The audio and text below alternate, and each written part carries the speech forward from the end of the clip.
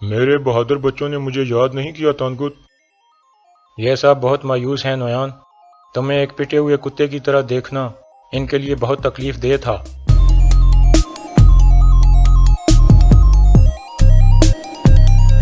میرے بچے اپنے ہی باپ کے خون کے پیاسے ہو گئے ہیں۔ اوگیدی تم سے اس کا حساب لے گا تانگت۔ اپنے اوپر افسوس کرو نویان، جس دن تم مرو گے وہ سب سپاہیوں کے لیے جشن کا دن ہوگا۔ السلام علیکم ناظرین، اس قسط کے آغاز میں ارطغرل سفید داڑھی والے بزرگ کو بتاتا ہے کہ بیزانتین کی سرحد پر حالات بہت خراب ہیں۔ وہاں کے حکمران لوگوں پر بہت ظلم کرتے ہیں۔ لوگ چاہتے ہیں کہ کوئی ایسا حکمران آئے جو ان کی زرخیز زمینوں کے لیے کوئی نظام لائے، اور وہ بہت پریشانی کی حالت میں ہیں۔ بزرگ کہتا ہے، تم یہ کہنا چاہ رہے ہو کہ جو بھی ان زمینوں پر انصاف قائم کرے گا اس کو طاقت ملے گی۔ ارطغرل ہاں میں سارے لاتا ہے اور کہتا ہے، لیکن ابھی وہاں اپنا قبیلہ لے کر جانا بہت مشکل کام ہے، اور اگر میں اپنا قبیلہ وہاں لے گیا تو میں وہاں کے لوگوں کا سب سے بڑا دشمن بن جاؤں گا۔ بزرگ کہتا ہے، تم بالکل صحیح کہہ رہے ہو، ان حالات میں جنگ لڑنا بہت مشکل ہے۔ ارطغرل کہتا ہے، انشاءاللہ ایک دن میں اپنا قبیلہ وہاں لے کر جانے کی ہر کوشش کروں گا۔ دوسری طرف مہمان خانے میں سعادت الدین کے پاس تانگت آیا ہوا تھا۔ سعادت الدین کہتا ہے، میری بات غور سے سنو، میں نہ صرف تمہیں نویان دوں گا بلکہ اوغز خان کی مہر بھی دوں گا۔ تم یہ مہر لے کر اوگیدی خان کے پاس جانا اور جو چاہے عہدہ حاصل کر لینا۔ تانگت کہتا ہے، میں تمہارا یہ احسان کبھی نہیں بھولوں گا۔ سعادت الدین کہتا ہے، لیکن ہر احسان کی ایک قیمت ہوتی ہے، اور اس احسان کی قیمت یہ ہے کہ تم اوگیدی خان کو بتاؤ گے کہ نیا سلطان سعادت الدین کوبک ہوگا اور اس کے لیے وہ میری مدد کرے گا۔ یہ سن کر تانگت کہہ کے مار کر ہنسنے لگتا ہے اور کہتا ہے، تم سلطان؟ سعادت الدین مہر دوسری طرف لے جاتا ہے۔ یہ دیکھ کر تانگت اسے کہتا ہے، ٹھیک ہے سعادت الدین، ٹھیک ہے، تمہاری وجہ سے مجھے طاقت مل رہی ہے، میں تمہیں سلطان بنانے کے لیے پوری کوشش کروں گا۔ اس کے بعد سعادت الدین وہ مہر تانگت کے حوالے کر دیتا ہے اور کہتا ہے، تو پھر نویان کو لے جاؤ اور میرے قیدی کمانڈر واپس دے دو۔ پھر تانگت اپنے سپاہی کو اشارہ کر کے وہاں سے بھیج دیتا ہے۔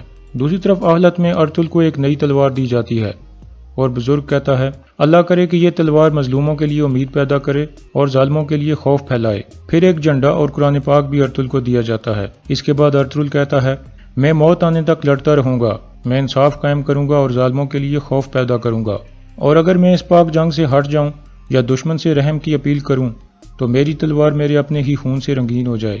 دوسری طرف سنگر تیکن اور دہلی دامیر منگولوں کے ڈیرے کے قریب پہنچ جاتے ہیں اور چھپ کر ان کی نقل و حرکت دیکھنے لگتے ہیں۔ وہاں وہ 3 کمانڈر بھی موجود تھے جو نویان کے بدلے میں واپس جانے تھے۔ اتنے میں تانگت کا سپاہی وہاں پہنچتا ہے اور کہتا ہے، قیدیوں کو تیار کرو، ہم نویان کو واپس لینے جا رہے ہیں۔ اس کے بعد کچھ سپاہی ان تینوں کمانڈرز کو لے کر روانہ ہو جاتے ہیں۔ تھوڑی دیر بعد وہ مہمان خانے میں پہنچ جاتے ہیں۔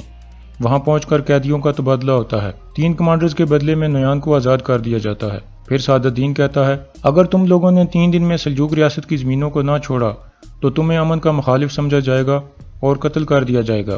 نویان کہتا ہے، جب میں واپس آؤں گا تو میں ان زمینوں کو مکمل طور پر تباہ کر دوں گا۔ اس کے بعد نویان اور دوسرے منگول گھوڑوں پر سوار ہوتے ہیں اور مہمان خانے سے نکل جاتے ہیں، اور سعادت الدین واپس مہمان خانے کے اندر چلا جاتا ہے۔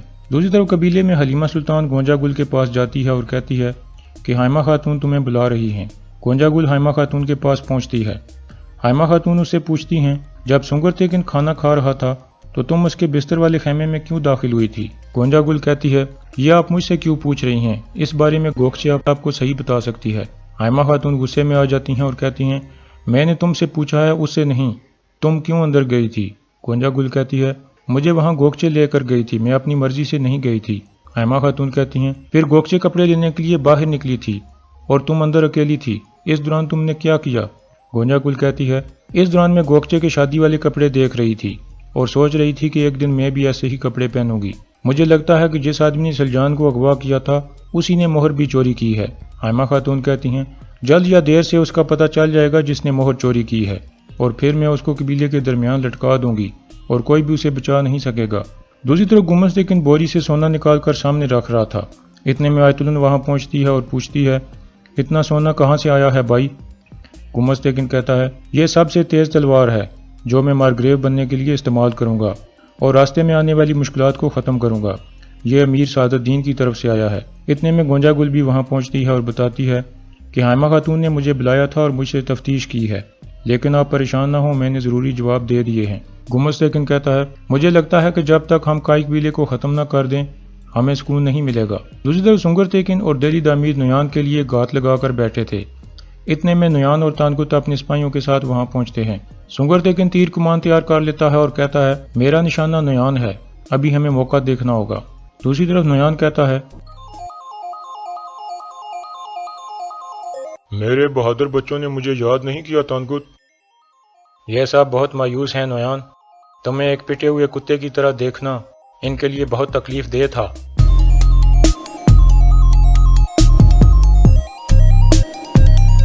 میرے بچے اپنے ہی باپ کے خون کے پیاسے ہو گئے ہیں۔ اوگیدی تم سے اس کا حساب لے گا تانکت۔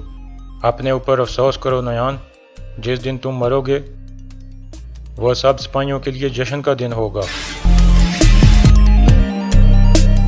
اس کے بعد ایک طرف سے الو بلگے آ جاتا ہے اور ڈھول بجانا شروع کر دیتا ہے۔ تھوڑی دیر بعد آدھے سپاہی نویان کی طرف آ جاتے ہیں۔ اس طرح منگولوں کے دو گروپ بن جاتے ہیں۔ دہلی دامیر اور سنگر تیکن یہ دیکھ کر بہت خوش ہو رہے تھے کہ اب یہ منگول آپس میں ہی لڑیں گے۔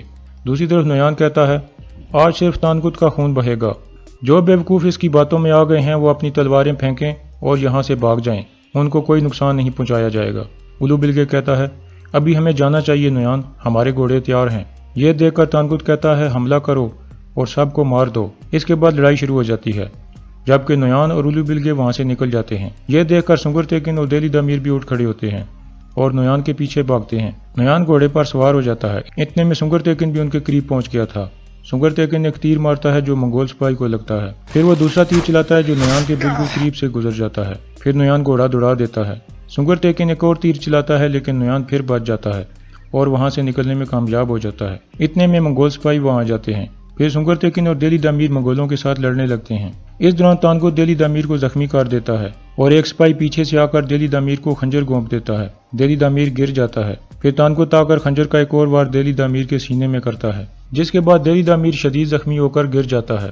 اتنے میں سنگر تیکن آ جاتا ہے، پھر تانکت اور سنگر تیکن کے درمیان شدید لڑائی ہوتی ہے۔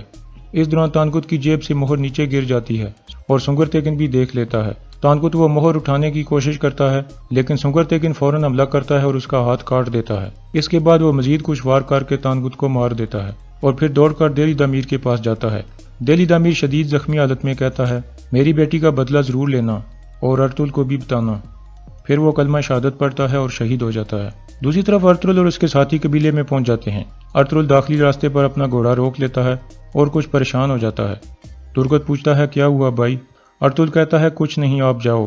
ارطغرل تھوڑی دیر حیرانگی سے ادھر ادھر دیکھتا ہے اور پھر اندر داخل ہو جاتا ہے اور اپنا گھوڑا سیدھا حائمہ خاتون کے خیمے کے پاس لے جاتا ہے۔ سب گھر والے اس سے ملاقات کرتے ہیں۔ ارطغرل پوچھتا ہے خیر ہے والدہ، آپ سب کے چہرے ایسے بجھے ہوئے کیوں ہیں؟ حائمہ خاتون کہتی ہیں ہمیں اندر چلنا چاہیے بیٹا۔ اس کے بعد وہ اندر کی طرف جاتے ہیں اور یہاں اس قسط کا اختتام ہو جاتا ہے۔